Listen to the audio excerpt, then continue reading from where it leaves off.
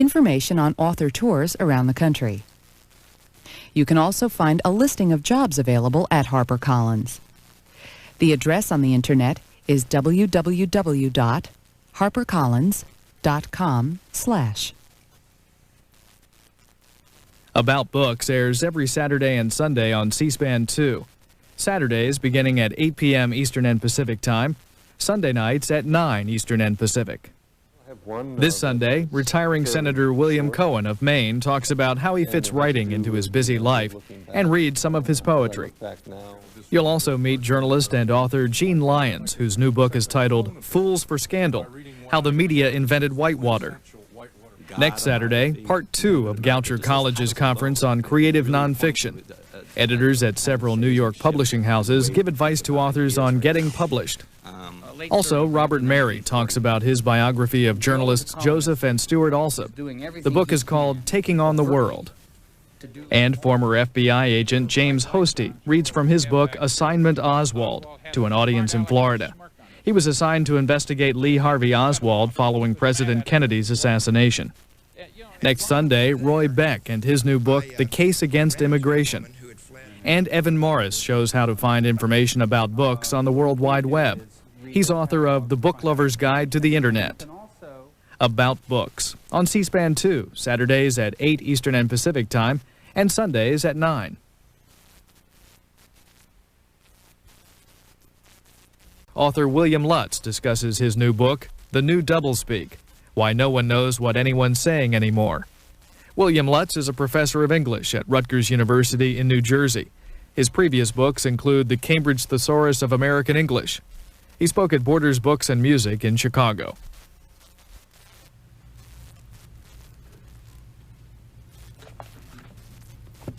Well, I'm the author, Bill Lutz, as if, you need to know that. This is a little odd because I'm a nonfiction writer.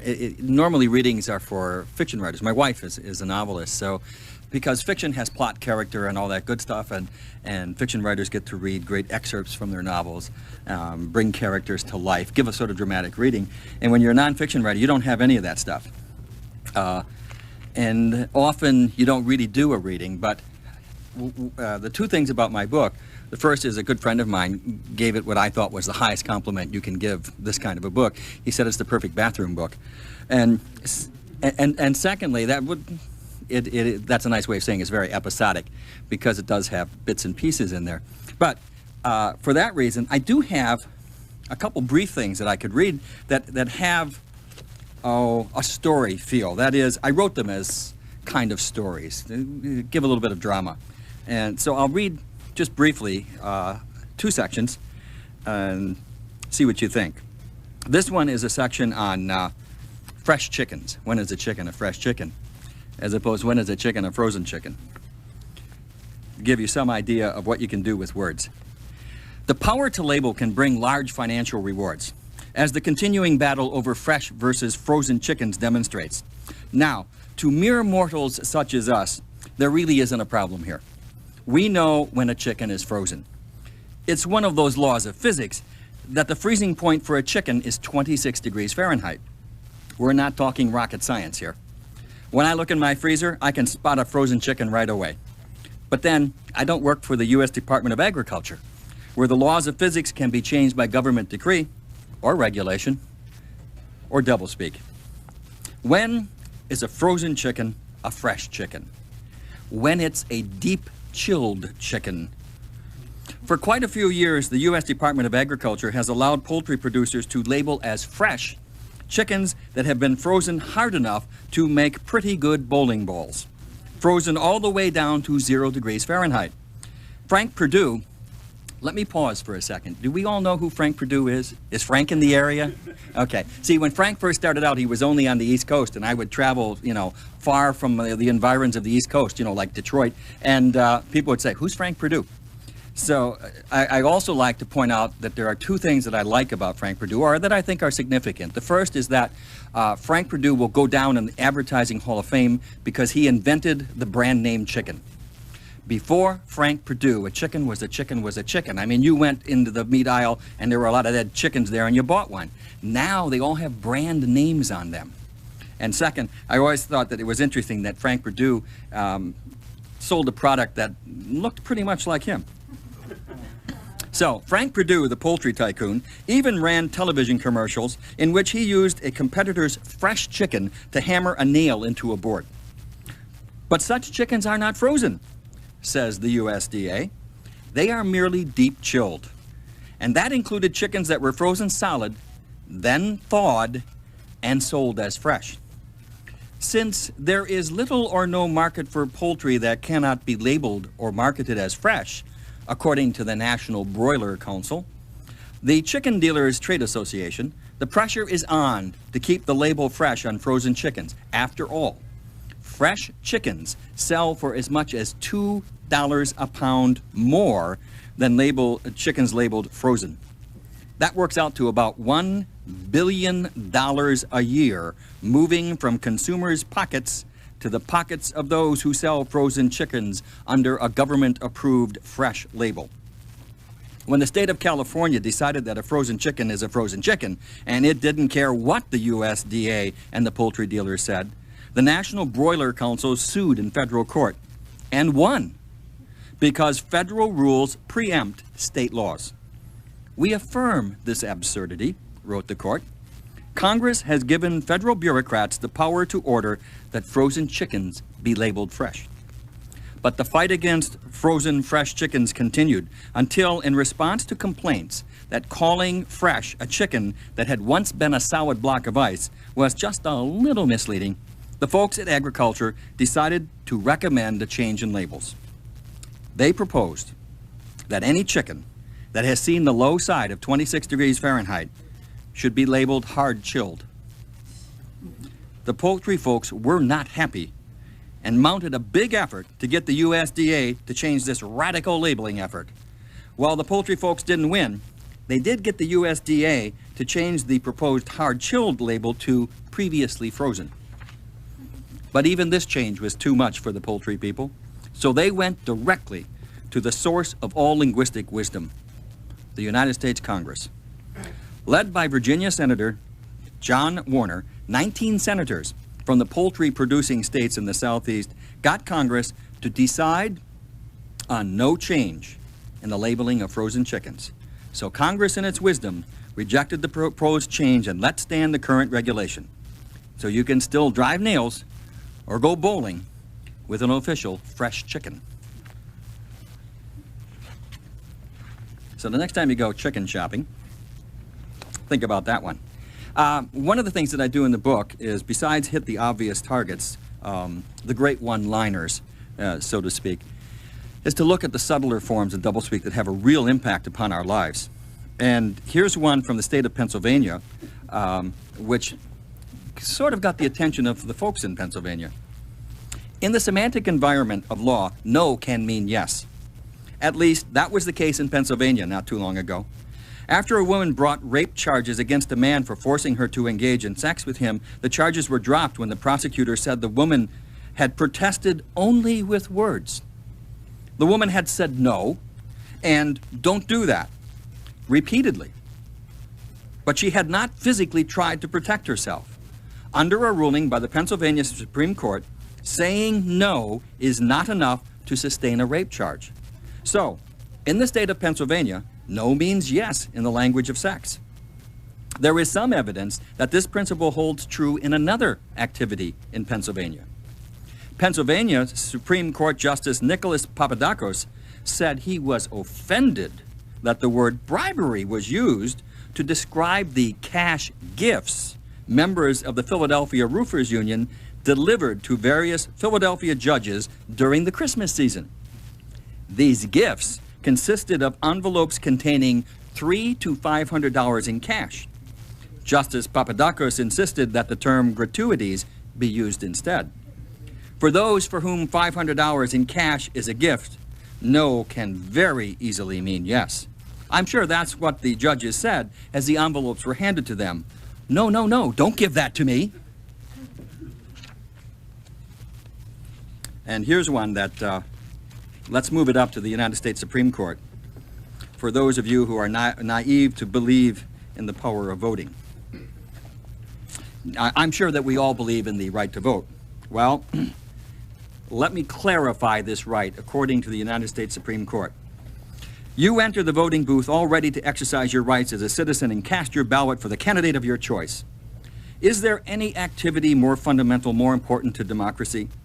The Supreme Court has written that citizens have a constitutional right to vote and have their votes counted. Indeed, the court has emphasized that no right is more precious in a free country than that of having a voice in the election of those who make the laws under which, as good citizens, we must live. Other rights, even the most basic, are illusory if the right to vote is undermined. Boy, that sounds pretty good stuff, doesn't it? Well, let's go on to Chapter 2 here. Secure in this knowledge, you look at the ballot only to discover that there is just one candidate for office. And you happen to think that this candidate is a crook for whom you wouldn't vote even if he were the only candidate, which, by the way, he happens to be. So you exercise your right to vote by writing in the name of your choice. You know he won't win, but better a write-in vote for him than not voting at all. You lose. In Burdick v. Takushi, the Supreme Court ruled that despite the sacredness of the ballot, despite the basic and important nature of voting, your vote doesn't count because it's a write-in vote. And write-in votes don't count if the city, state, county, or whomever has a law banning write-in votes. According to the Supreme Court, you do not have, quote, a fundamental right to vote for any particular candidate, close quotes. You are simply guaranteed an equal voice in the election of those who govern. That certainly sounds like the way they used to run elections in Russia before the fall of communism. You could vote for anyone you want as long as it was one of the party candidates. So now, in Hawaii, Louisiana, Nevada, Oklahoma, South Dakota, Kentucky, and Virginia, your right to vote does not include the right to write in the name of the candidate you support. But you are free to vote for any of the party hacks, crooks, or other incompetents who happen to be on the ballot. This is the right to vote, as defined by the doublespeak of the U.S. Supreme Court. That's the kind of stuff that I like to expose, that this is language that can really mess up your life. In the chapter on business, I begin it with a section that says, how do I fire thee? Let me count the ways. And I list 52 different terms for firing employees. And then I had to stop. I actually had a lot more because the list was in danger of taking over the whole book, and I really couldn't do anymore. But I point out that what has moved from just the simple term of downsizing, we now have moved into a kind of categories of job terms. That is, it's not that we're just firing you and we're going to use a different word. Now we've gotten really sophisticated, you see. One of the things that we'll do is not fire you, but you see, we'll eliminate your job, not you. But since your job isn't there, there's no reason for you to show up, right? So that's the kind of language we'll use. So, for example, there might be a production cessation. And since we've stopped producing things, don't bother coming into work anymore. We get such things as Procter & Gamble has a plan called Strengthening Global Effectiveness, which sounds terrific till you realize that it meant 13,000 workers lost their jobs. Meanwhile, General Motors was working on its lean concept of synchronous organizational structures. Guess what lean meant? But my favorite, of course, comes from Silicon Valley, where if you had called this vice president at this computer company, you would receive the recorded message that would say, "You have reached the number of an uninstalled vice president." And you certainly hope he gets restalled again. Well, workers are never laid off. Just a few of the terms. They're redundant, accessed, transitioned, offered voluntary severance. Your job can be declared excess to requirements, which means that you haven't been laid off, just your job has been eliminated. By the way, since your job no longer exists, there's no need for you to come to work anymore. You can always be correct sized, which means, I guess, that you were the wrong size all along and never knew it. But now the company has taken care of that problem and made you the correct size, even if you didn't want to be. And your new correct size means that you are jobless. When one firm fired 10% of all of its workers, it referred to it as a refocusing of the company's skills set. General Motors offered some of its employees a chance to participate in a career transition program. Those who entered the program had to leave the company once they completed the program. Interesting program to get involved with. Well, Stanford University called it repositioning. Another company called it reducing duplication or a focused reduction. Another company had a reshaping. Another one had involuntary methodologies that resulted in involuntary severance. One of the telephone companies announced the elimination of its employment security policy. Once you've been made insecure, the next step was jobless. Then there was the bank that laid off 14,000 workers, but they didn't really do that. You see, what they did is they eliminated 14,000 jobs, which resulted in a release of resources. Not workers, resources. Then there was the voluntary window incentive program, available to 1,200 workers. Yeah, enter that program and see where it got you, right out the back door. Of course, Walmart store, when they laid off 1,200 workers, called it a normal payroll adjustment. I always liked correct size, or right sizing. My question always was, well, you mean we've had the wrong size all these years, right? Now we're getting the right size. Well, it seems to me we ought to can all the guys who had it wrong all those years, right? I mean, if they're just figuring it out now, why do we keep those executives who had it wrong all that time? Well, companies will implement a skills mix adjustment, a chemistry change, vocational relocation, career assignment and relocation. Then there's a realignment or rebalancing of the workforce, a consolidation of operations. Then there's a company that undertook a major repositioning and scaled down its workforce. It goes on, page after page after page. And of course, when AT&T in my state of New Jersey announced 40,000 workers got the axe, they didn't say that at all. These workers were simply not reassigned. Just last week, a good friend of mine called me up and asked us to go out and celebrate with her because when she went into work, she found out that she had not been deselected. I said, gee, I mean, does that mean you were selected? No, she said, I just wasn't deselected. But these are the words that affect people's lives. One final note, I don't want to keep you here all, I mean, this stuff can go on forever. What I'll do is give you this one last section, and then I'll give you the very latest that I've picked up. I mean, one of the things you become aware of as you travel, even as you sit in your living room, I mean, this stuff is every place. They keep coming up with new stuff every day. I'll give you some of the new stuff. Now, some background on this section. If you remember the novel 1984 and what happens to Winston Smith, Winston, of course, is given what we would call today re-education. I mean, he has to be taught to love Big Brother. He has to be taught that the world that he perceives and experiences isn't the real world. It's only the world that the party teaches him to experience it. And of course, the climax of the novel is when Winston Smith sits in the cafe and traces 2 + 2 = 5. And he believes it. He believes it because this is what he's been taught to believe. You think that's fiction? I lived in China for a while, and I taught in China. I made a lot of friends. After Tiananmen Square, I've never heard from my friends. I really don't know what happened to them. I hope they're all right and just not writing. I don't know. But Tiananmen Square I was very interested in. So let me begin with a brief quote from 1984, the novel. Reality is not external. Reality exists in the human mind and nowhere else. Not in the individual mind, which can make mistakes, and in any case soon perishes. Only in the mind of the party, which is collective and immortal. Whatever the party holds to be truth is truth. It is impossible to see reality except by looking through the eyes of the party. I wrote this essay on Tiananmen Square.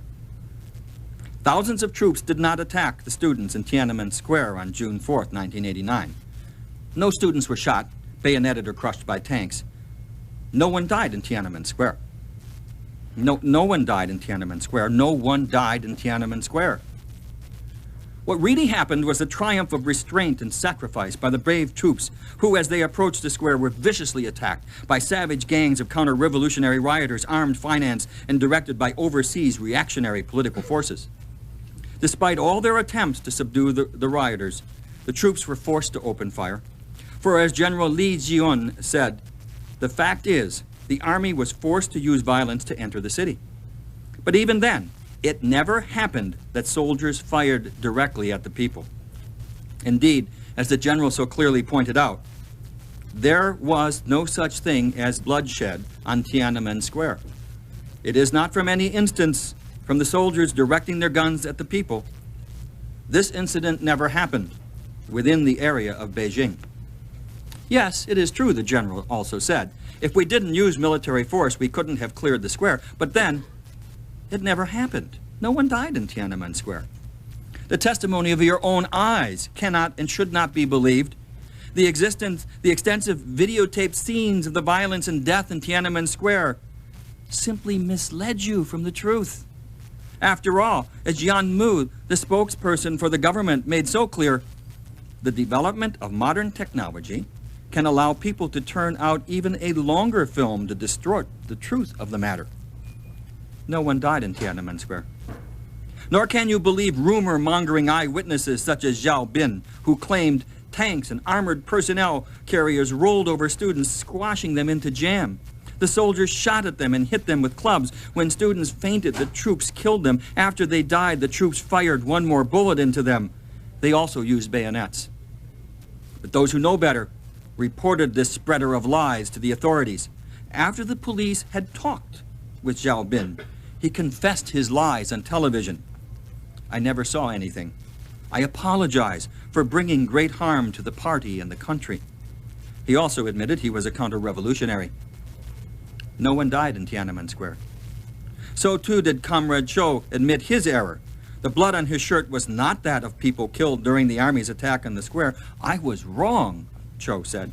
The party and the government have said nobody was killed, and I made a mistake. I was influenced by bad elements and counter-revolutionaries. The blood on my shirt was surely that of a martyred soldier. No one died in Tiananmen Square. Better to believe the four young men who testified, we were at the northeast corner of the Great Hall of the People on the 4th floor. We had a clear view of the square and saw what happened. The army did not kill anyone or hurt anyone. It is not true that any students or common people were killed in Tiananmen Square. No one died in Tiananmen Square. To guide you in correct thinking and to ensure that you truly understand what really happened, the party provides the necessary guidance. Without the Communist Party, there would be no new China. Love the party, love the socialist motherland. As the loyal party member said, what they really want is for you to say, we love Deng, we love the party, and we love socialism. And we all say it, of course. No one died in Tiananmen Square. Almost unconsciously, Winston traced with his finger in the dust on the table, 2 + 2 = 5. It was all right. Everything was all right. The struggle was finished. He had won the victory over himself. He loved Big Brother. No one died in Tiananmen Square.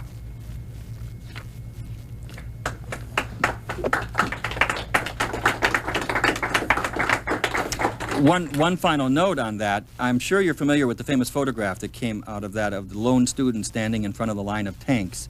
And the whole line of tanks stopping, the tank would move, he would stand in front of it. And it became a powerful picture for us. Many people said it shows the power of the lone individual to stand up against the power of the totalitarian state. Well, let me add 2 footnotes to that photograph. First, that student was later shot. Second, that poster is now a government propaganda poster in China. And the government puts it out as proof that no one died in Tiananmen Square because they say, look at this. All these tanks stopped rather than harm one person. Is this not proof that no one died in Tiananmen Square? So, in my book, I give you a quiz. Actually, the quiz is just to have a lot of fun so you can understand some of the crazy stuff that goes on. But every example is real. It's not made up. I don't make any of this stuff up. Other people write this stuff for me. It's wonderful.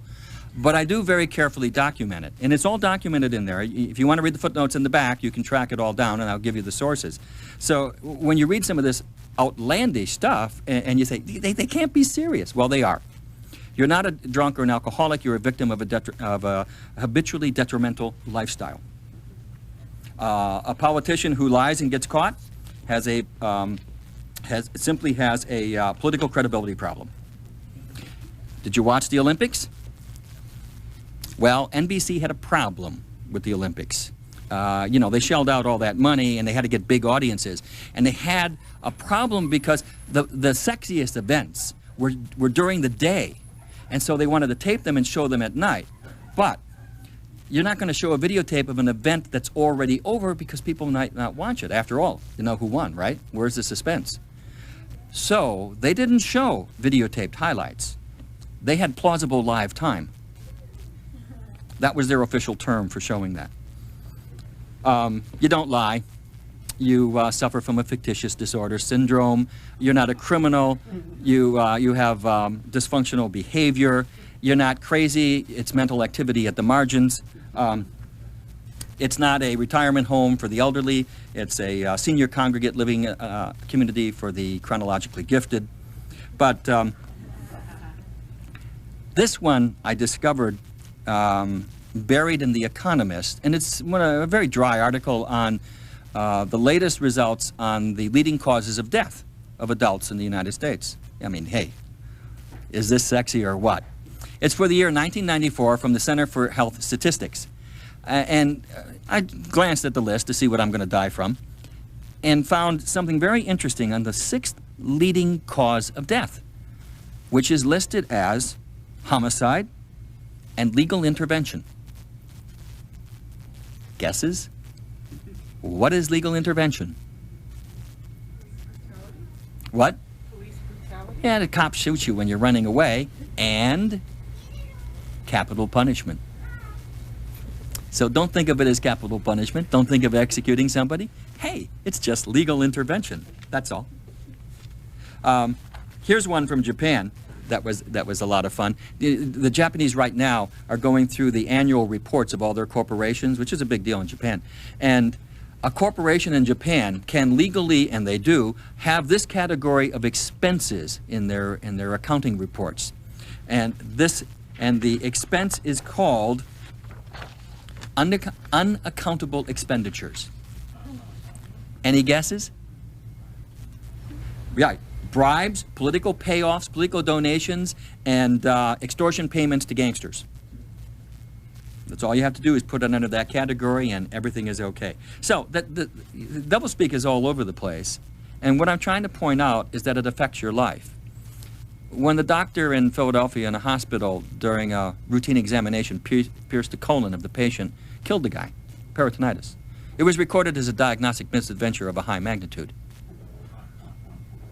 What happened, of course, is the family didn't know that it was malpractice and didn't know they had the basis for a lawsuit. So the language worked, did exactly what it was supposed to do, cover up the therapeutic misadventure. Another term, by the way, for medical malpractice. So this language is designed to get away with something usually at your expense. You're going to pay for this one some way or the other, in dollars, in health, or whatever. So what I tried to do in the book is 3 things. 1, in the first part, show you how the language works. So you can become better at analyzing and spotting it and see how it really works. 2, I tried to show that it's substantive and important. It's used in Supreme Court decisions. It's used in law. It's used in so many things that affect our lives. And then 3, how to fight back. Because the whole point of this is you got to fight back, and you can fight back. And I give you a whole bunch of ways to fight back, and I want you to fight back. I think you're obligated to. I think it's your moral responsibility as a citizen in a democracy. It's sort of what Hemingway said. He said he was asked in an interview once, what does it take to become a first-rate novelist? And he said, well, you have to become a first-rate bullshit detector. I think to be a citizen in a democracy, particularly today, you have to be a first-rate bullshit detector. That's the first thing. But then you got to fight back. You got to send it back. You have to send them a message, and I give you some suggestions that way. The problem with all this stuff is that there's so much that you feel like you're drowning in it. You want to give up. But you won't if you maintain your sense of humor. You have to laugh at all times. And I think the best comedian in the United States today, forget Seinfeld. This guy puts them all to shame. Alan Greenspan. And look at the money he makes for it. Best stand-up routine I've seen. My fantasy is that someday Greenspan's going before a congressional committee, and he's going to give some of his testimony, and this whole committee and the entire room is just going to break up in wild laughter, and then they're going to say, okay, Al, okay, good routine. Now let's get serious and talk some real language here about the economy. Here, let me give you one. This is what passes for linguistic wisdom. Now, stop for a second. By using this language, you can become the single most important person in the current presidential race. Chairman of the Federal Reserve Board. Forget the presidential candidates. The person who's going to decide who wins this one is Al Greenspan, and whether he raises interest rates or not. Isn't that a scary thought? But I have a game. I have a copy of his most recent testimony, a transcript. I usually play a game where I randomly open it and just, point to anything and read the sentence. They're all the same, meaningless. But here's one that you might like. Now think of this. You're sitting before a United States Senate committee, and you're going to tell them something about the economy, and everybody's sitting there listening to you. And I think where the confusion arises is the fact that you cannot view monetary policy as a sort of simple issue. If the most probable outcome is coming out of this soft patch into moderate growth with low inflation, which I think is the most probable outcome, that is not the same statement as saying that you therefore, in the process of implementing monetary policy or formulating it, I should say, completely disregard what the upsides and downsides of a potential outcome may be. I read that and I say, this guy gets paid for doing this. I'm in the wrong racket here. His salary is a lot bigger than mine, and not only that, he's respected. This is considered smart. Well, let's not talk about what might be considered dumb. That's too scary. But this language passes for economic wisdom. This is the basis on which we make economic policy in this country. Doesn't that scare the hell out of you? It certainly should. But we got to laugh at this. I still think Al is the greatest stand-up comedian. And I think what's great about his act is that he's laughing all the way home, knowing what he's getting away with. My favorite quote from him comes from 1988.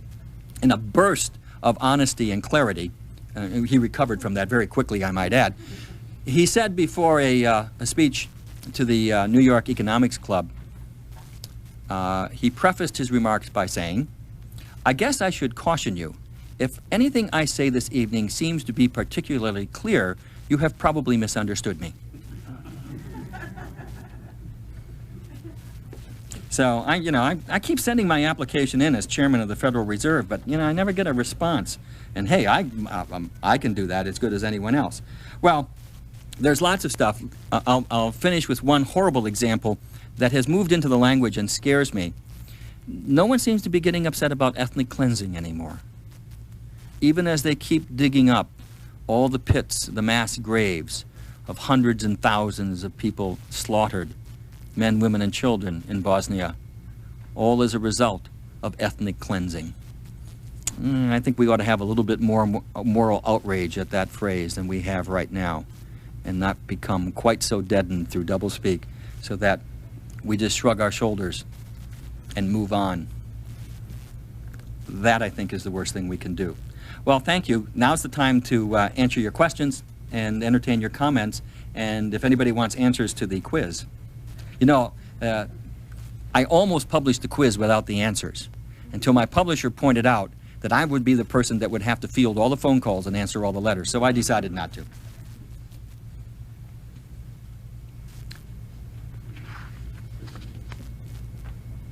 Your show. Comments? Yes. What are some of the things you said that we can do to cut down on this? First, as an individual, I think that this is why God made fax machines. Because you have to respond. Now, every politician, every public figure these days, corporations, everybody has a fax number, which is published. They have email addresses, they have websites, they have all of this, talk to us, they like to say. You can go to the reference department in this bookstore and you can get, entire phone directories of all these people's names and numbers. One of the scariest things, most cynical things I heard a couple weeks ago was a politician who said, hey, if I go on television and I say something, 60, 70, 80, 90 million people hear it. The next day, if somebody corrects it, how many people hear it? 2,000, 20,000? He shrugged. He said, you know, so who cares? Well, what if we had his fax number? What if you said, I don't care about anybody else, but I'm really mad at this one. And you just write a short fax. You call attention to this doublespeak, that you're not buying it. And you send it off. So the next day, our politician walks into the office, and the fax machine is gummed up because there are about 5,000 fax messages lying on the floor, all saying, hey, what are you saying? And he turns on his computer, and his inbox for his email has about 7, 8, 900, 1,000, 2,000 letters. Might give pause to that. Dial up the website. That's a very simple thing. Some of the other things that you can do as an individual, if you get these letters, hey, are you starting to get them from your local congressman telling you how beautiful and wonderful he is? Well, if you don't agree with that, why don't you annotate the letter and mail it back? In other words, I'm encouraging you to respond back. You can't be passive. Communication is not a one-way street. It's two ways. You listen and respond, you react. And by the way, if someone pulls this dodge on you, well, I'm sorry, but you don't understand what I'm saying. You can say, that's true, because you are too stupid to make it clear, which is your responsibility. It's not my job to try and figure out what you're saying. It's your job to make it clear so I understand. Always remember that. Don't believe that you're dumb. You're not. That's the oldest device in the world to shift it back on you. So those are a few simple things. There's other things you can do. Maybe you could post it on the bulletin board. This is the age of desktop publishing. Why not start collecting examples of doublespeak, name the people, print it up, hand out a few dozen copies, ask your friends to join in, and do the same thing. On a societal level, one of the most important things we have to do is more with education. We woefully underprepare students to meet the world that they're going out to. And I mean, we start at the first grade. Scariest thing that you can read is that by the time kids are in the 6th grade, only 14% of them believe that there is any truth in an ad. Second scary item, they think all television is the same as advertising. They don't see any difference between the ads, the news, or anything else. We are raising people who are extremely cynical and distrustful. We better get in there and start educating them on how they can really exercise their critical faculties to analyze language so that they don't become totally cynical. I don't know if any of you saw 2 weeks ago the results of a poll. Republican and Democratic parties commissioned polls on 18 to 25-year-olds and their political beliefs, and they were shocked by the results because what they found out is the majority of 18 to 25-year-olds are A, not interested in politics, B, not registered to vote, and C, have no intention of voting. And why? Because it doesn't make any difference. They say whatever they want to say and then they do whatever they want to do, so why should I bother to vote? The cynicism is rampant. Why each presidential election do we have still fewer people participating? For the same reason, the cynicism. In other words, this language that we use, this doublespeak, is not communicating to us. That's, I think it's pretty serious. We live in a democracy. We need an informed electorate. We do not have a public dialogue conducted in a language in which we feel as if we're talking to each other.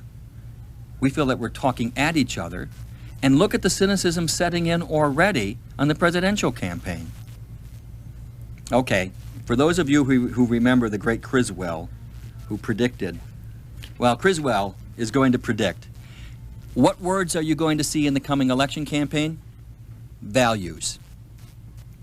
Whether they're basic values, whether they're family values. A word that is as meaningless as anything. We can put 10 people in a room, ask them to define values, and we'll come up with at least 12 different definitions. Compassion, big word, compassion. Government, big word, government. Notice, all these words are abstract. They seem to say something, but they say nothing. They commit the politician to nothing.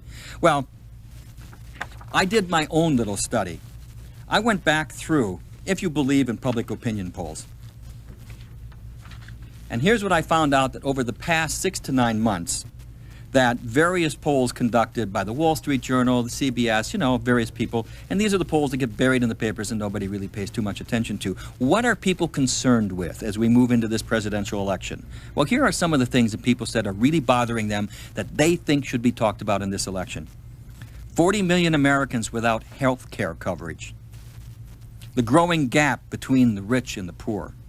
The large number of unemployed and underemployed. The continuing decline in wages, the savings and loan bailout that cost the country $500 billion and for whom no one is responsible, campaign finance reform. But then again, as Mark Twain says, one thing about politics, you get the best Congress money can buy. What about Social Security? Is it in trouble or isn't it? What about corporate subsidies? Cato Institute estimates that it's somewhere around $380 billion a year in corporate welfare that they call for reduction. The Cato Institute, by the way, in case you don't know them, is would be labeled by some people as a very far-right think tank. What about defense spending? The fact that we have a current federal budget that in real dollars is greater than the defense budget at the height of the Vietnam War. What about the low rate of corporate taxes that keep declining every year? And what about what Eric Fromm called supercapitalism? That is, huge corporations who feel no loyalty either to their employees or to America. And the list goes on.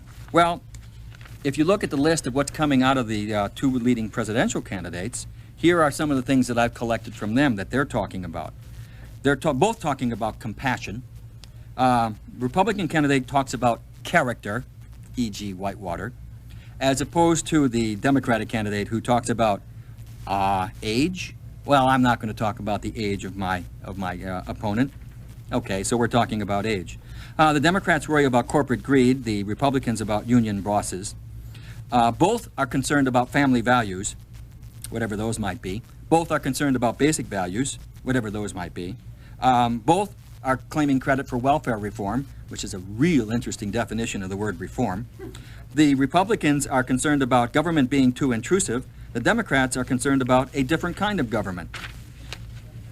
You have there a list that says absolutely nothing, and certainly doesn't address the concerns. I point out in my book that people tend to judge things according to their everyday life. My friends, and I do too, worry about paying the bills, making enough money to keep up with rising expenses. I do the grocery shopping in my family. I can tell you all about food expenses. I know how much it costs. I track them. I know how much my property taxes go up each year. I know all of that. That's what I'm concerned about. I'm concerned about the fact that, you know, like most people, I haven't seen a wage increase in a long time. That's what I think we look at for a public dialogue and discussion, and instead we get the language that I describe here as abstract. That seems to say something and says nothing, that seems to promise everything and promise nothing, but most importantly, it is the language of non-accountability. Hey, if you elect me president and I'm going to do something about basic family values, what do I have to do when I get elected? Absolutely nothing. I'm committed to nothing. And what I'll do is I'll hire a couple really good spin doctors, which is the term we give to people who professionally create doublespeak, to convince you that I'm a terrific guy and the best president you've ever had in a long time. I don't know about you, but I'm looking forward to the debates, because my favorite part of any kind of political speech or debate is the follow-up. This is where the spin doctors come on to tell me what I have just heard. I mean, what? Am I hard of hearing here that I missed something? These guys get paid to do this. They're going to stop and think about that for a second. Are you outraged? Aren't you upset? I mean, it's bad enough you had to listen to this political speech that said absolutely nothing, but now they're going to come on and tell you even more nothing, that this is what you heard, and you didn't hear this. Well, you know, maybe I taped it on my VCR, and that's what I found. I guess I'm fighting against cynicism. And cynicism that leads into a withdrawal and a passivity. And I would like to see people get a little more involved. And I would like to think that my book is a handbook for agitation, a call to arms about language. because the language belongs to you and me and everyone else, and they're stealing it from us. They're taking it away from us. They're taking it away from us and beating us over the head with it. And I'd like to take the club back, beat them over the head with it. And I think you only do that if each and every one of you do that.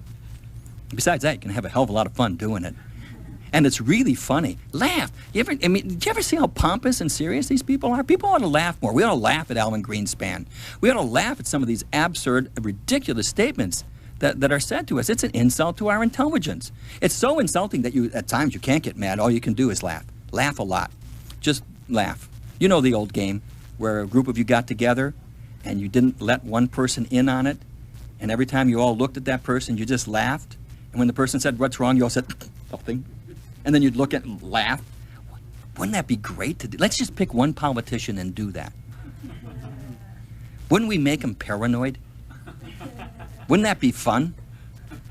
Wouldn't it be great to turn it back on them for a change and not feel so powerless? You are not powerless. You've got the same weapon, the same tools that every politician has. You've got the English language. Use it. Use it. You can. Use it. Use it as a club. Use it to pound them in some sense into their heads and some accountability out the other end.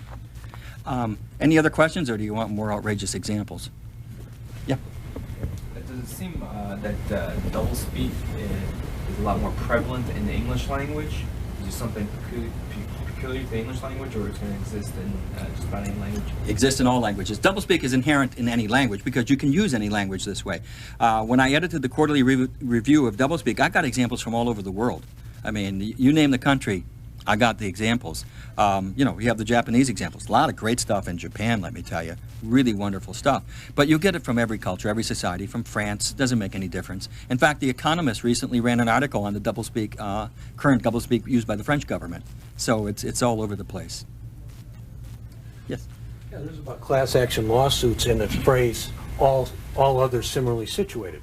Now, if William Lutz had a 1995 Ford, let's say, and had a spare tire, or didn't receive a true spare tire, but one of those temporary spare tires, and filed suit to get a spare tire, everyone else in this audience could join in if we also had a 1995 Ford. Wouldn't matter if we were male or female, black or white, or our social or economic background, we would be all similarly situated.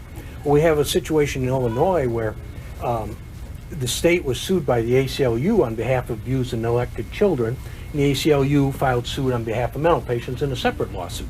And they claimed they were all similarly situated. Well, that issue was never litigated in the lawsuit, they just agreed to it. So they went ahead and settled the lawsuit and promised new, quote, new protections, new reforms. Yet, since that time, children died. And they didn't die because of leukemia or a plane crash. They died because they were abused and neglected with the issue of the lawsuit. I mean, the parent killed the child. Now we have a case, and this is where doublespeak comes in, we have a live child and a dead child, and the government is claiming that they're similarly situated, and they aren't. And it presents a conflict of interest for them, and they haven't resolved it. Yeah, isn't law wonderful? By the way, full disclosure time, I'm also a lawyer. I'm not a practicing lawyer. I am a member of the Pennsylvania Bar, but I am a lawyer. And actually, one of the things I do is I do an awful lot of work of trying to promote plain language in the law. But what you have hit is called the legal term of art, similarly situated. And actually, when lawyers do that, you know why they do that? Because the courts require them to do that. You have to do that in a class action suit.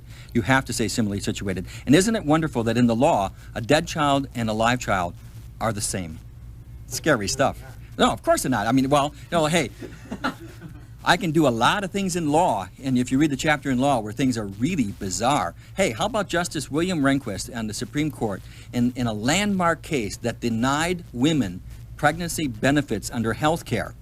Now, how did he get around the problem that equal protection in the Constitution says that everybody has to be treated the same? Simple. He said, what we're dealing with here are pregnant women and non-pregnant persons. Okay, guys, this is Logic 101 time. Do we all remember the rules of classification? That you must classify everything on the one basis at a time. Now, are women and persons the same basis of classification? No. No, they're not. I mean, you got to say, If you're going to say non-pregnant women, then the other part of the class is pregnant women. If you're going to say pregnant women and non-pregnant persons, no, then you got to do 2 persons or 2 women. In other words, he just deliberately used the language to avoid the decision. Women is plural. Well, that's what he did, women, but then he said non-pregnant persons. By the way, the same decision upheld the right for men to have elective surgery for baldness. But women were legally disallowed from pregnancy benefits. Oh, by the way, in passing, Justice Rehnquist noted that pregnancy is voluntary. Could you expand on this live child and dead child? Oh, wait, you mean that they're the same? Yes, they're the same. Well, let me give you another example and the way it would work. If you were to file a lawsuit, you were suing somebody over something because maybe somebody did something that broke your leg, and you filed a lawsuit. And of course, since courts move with blazing speed, it's now 5 years later, and you unfortunately have died of a heart attack. Got news for you: the lawsuit keeps going because the court doesn't worry that you're dead. It goes to my estate. Yes. And then those who are in line for my estate get the money, right? Right. Same thing here. The live child and the dead child, it's the same thing. The court is concerned with addressing the issue. That's all it's concerned with. Yeah, well, remember the great scene, if you've ever seen the movie if you've seen The Paper Chase, the great movie on law school, where John Houseman says in that famous line, oft quoted, by the way, by law students, he looks at this class of first-year law students, he said, you come in here with a mind like mush, and when you leave here, we'll teach you to think like lawyers. Well, for those of you who've gone to law school, you know they're right. Actually, when you're in law school, you'll find that your only friends are other law students because normal human beings can't stand to have you around. Okay, one more. I saw another hand. Now is the time to raise a hand. About the power of the press. At one time, the press was supposed to be like sort of the watchdog for that kind of bullshit. You're right. Now it seems that they sort of perpetrate that same thing that they were supposed to watchdog. I was wondering if you could comment on that. Yes, in fact, this is a continuing dialogue I have with many reporters, and here's their answer. I'll give it to you as best I can, and I think I'm being fair in this representation. They say, look, our job is to report the news. If a politician uses this phrase, I mean, we can't editorialize on it. We'll give it back to you. Now, we may editorialize in editorials or in a commentary piece or a column or something. Well, to which I respond, all well and good, except when you pick up a newspaper and there's a foreign word or phrase or there's a technical term, don't they explain it for you? They don't assume that you know something, they'll explain it. I said, if you run into doublespeak, why don't you explain it for us? You know better than your audience, and you would only be helping them understand what this language means. My best example of that is the phrase revenue enhancement. That phrase I once documented was deliberately created. They had a committee meeting in the White House, by the way. Everybody came up with a term for tax increase, then they voted on it. Revenue enhancement won. Now, revenue enhancement died a quick death when newspaper reporters started to write in their columns, revenue enhancement, comma, the administration's term for tax increase, comma. That's all they had to do.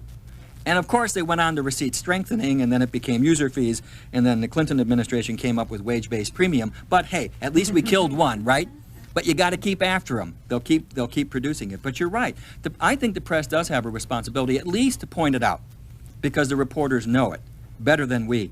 Because there is language here that we have absolutely no idea what it means, and they do, and they should report it. By the way, anybody know what it means to the term males with female features? Male with female features? Yes. Is that what you said? Males with female features. Or you can do it singular, male with female features.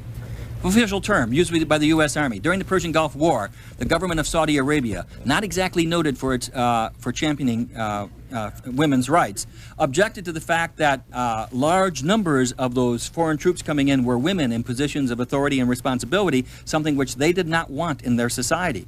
But the U.S. Army replied that we cannot function without women. They are an integral part of our military. So the compromise was reached, and all official documents, including passports, women were called males with female features. And everybody was happy. You see what you can do with this stuff? Isn't it great? Yes? Is there a time when it started, when this double speak started, or has it always been with us? Is it in the Bible? Yeah, it's recorded history. Take a look at the Bible. What did Cain say? Hey, am I my brother keeper? Julius Caesar didn't conquer Gaul, he pacified Gaul. The Romans didn't execute anybody. They treated him in the ancestral manner. Tacitus writes of the conquest of Britain by quoting Calgacus, one of the British chieftains who was defeated by the Romans, when he said, they have made a wasteland and called it peace. It's always there. It's been there throughout history because the great tool of power is language. Mao Tse-tung was wrong. Power doesn't grow out of the barrel of a gun. Particularly in this day and age, it is the control of language. That's what George Orwell was writing about in 1984. Control the language. Hell, you don't need thought police. Just control the language. Let me give you a current example. In the last Congress, in the debate over Medicare, the Democrats won because they won the debate of getting the word cut adopted to describe the proposal. The Republicans lost. They used the words, we're trying to reform Medicare to save it. The fight was between how we were going to define it in those terms. Democrats won. Their word won. They won the debate. They won the issue. They'll fight that one out again this time around. We're fighting over words. Yeah, language evolves constantly, and it may be being abused at one end of the spectrum. Do you see a place in America where non-duplicitous language is originating? I mean, is there a new language, maybe by the kids, maybe by a certain sector of the economy, maybe the computer industry, that's producing non-duplicitous language? Or is there a place where it's coming out raw and new, as opposed to just being abused on after it's been around for a while? Yeah, because we don't have the public speakers we used to have. I mean, the decline of public oratory in the United States the past 20 years is pretty sad to behold. Internet has a lot of great stuff. I mean, there's a lot of free swing and free-wheeling debate on the internet. Hey, try and engage a little BS on the internet, and boy, 14 people jump all over you, trample you right into the dust. I mean, that's a vigorous debate and discussion. And I think that, you know, principle of unintended consequences. Nobody can predict what's going to happen, but I think a lot of the debate and dialogue in the internet, I'm hoping, will bubble over into public debate and dialogue. Independent, and anybody's opinion is just as good as someone else who can type anywhere, so it's not like institutionalized yet, so everybody's point comes across. Yeah, and it's very democratic because you don't stand up and have, you know, I'm standing up in front of you, so I gain a certain authority to speak. You don't have that on the internet. Too, if you want it to be. Pardon? It's anonymous too, if you want it to be, and so therefore you can pretty much say what you want. You can be anything you want. Yeah.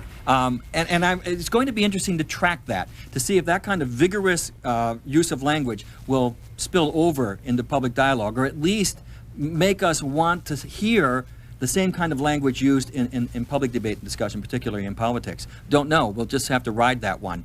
But I hope it doesn't become an outlet that is an alternative. I hope it becomes a springboard to demanding more. But if I look around and do I see good stuff? I try to find it, actually. I try to find good lines, and they're few and far between. There's not that much to track. Thank you. I guess we're done.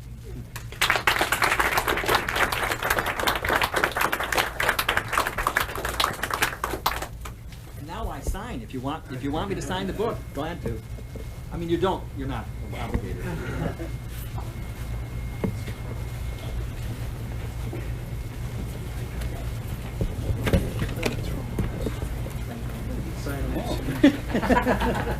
No, I'm going to